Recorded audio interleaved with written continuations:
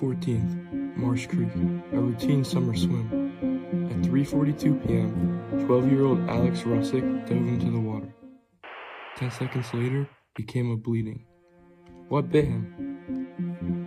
On Alex's lower calf, a clean, semicircular bite. 2 arcs, even spacing, no tearing. But investigators weren't focused on the shape. They were focused on what the bite left behind. At the emergency clinic, doctors performed a standard wound cleaning procedure. Before irrigation, a sterile swab was taken from inside the bite. Standard protocol. That swab would change everything. The sample was sent to a regional lab to identify possible bacteria.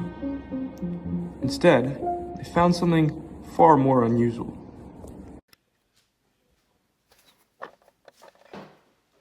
For the people watching, what is your name? My name is Henry Russick. Can you describe the incident? Well, I was swimming in Marsh Creek when I felt a sharp pain in my calf. I reached down to see blood in the water, and I yelled. My brother noticed and rushed to help me. After that, I only remember waking up in the emergency room. On Henry's lower calf, a clean, semicircular bite. 2 arcs, even spacing, no tearing. But investigators weren't focused on the shape. They're focused on what the bite left behind. Any animal bite can transfer cells, saliva, and mucus. We preserve it in case of infection. The sample was sent to a regional lab to identify possible bacteria. Instead, they found something far more unusual. We isolated the epithelial cells, fish cells, from the wound. That's expected in the bite. So we ran a PCR amplification to identify species. That's when the anomaly appeared.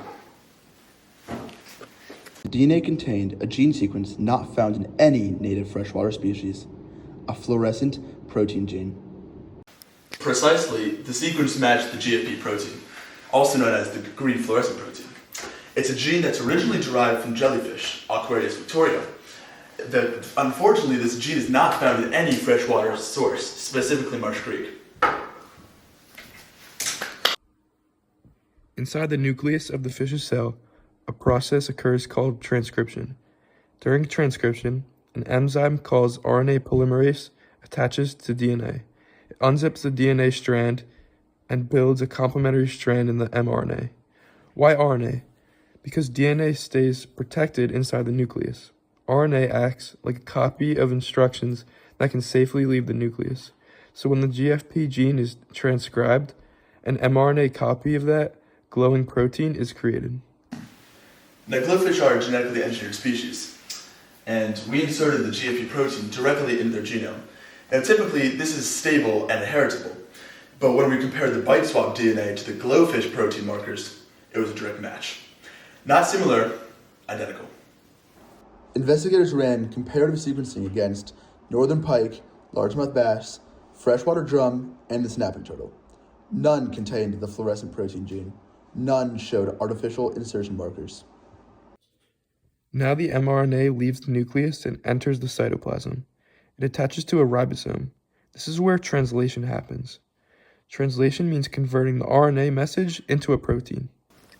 The DNA from the bite and the DNA captured in the GloFish shared identical insertion breakpoints. Statistically, the probability of a coincidence was virtually 0. It was the same modified lineage. Wildlife officials surveyed the lake. Within days, many fluorescent fish were captured near the dock. Genetic testing confirmed they carried the same GFP construct found in Alex's wound. Even more telling, microsatellite markers matched.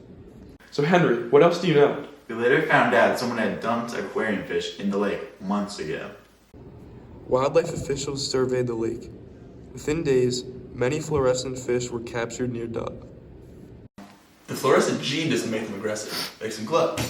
Behaviorally, they're still fish. It was Russick's vertical dive that created that bite reflex. Cells from the fish's mouth containing engineered DNA is what transferred directly into the wound. There were no eyewitnesses underwater, no dramatic fins slicing through the surface, just a trace, a microscopic signature, a gene that should have never existed in that lake, and yet it was embedded in the bite. DNA doesn't speculate, it tells you exactly what was there. The organism that bit Henry Russick carried a fluorescent protein gene. Breathe in. Good. Only one type of fish in that region does that. GloFish. Breathe in. Good. Officials removed multiple genetically modified fish from Marsh Creek. Public warnings were issued about releasing aquarium species. Alex recovered fully, but the case left behind a new kind of cautionary tale. It wasn't some lake monster. It was something made in a lab and let loose. In the end, the answer wasn't visible in the water. It wasn't hidden in the shadows. It was written in the DNA. A single engineered gene, glowing and out of place. Left behind at the scene of the bite. The culprit of the attack, Swim Shady, was then transported back to Fish Tank State Prison for the crimes against Henry Russick.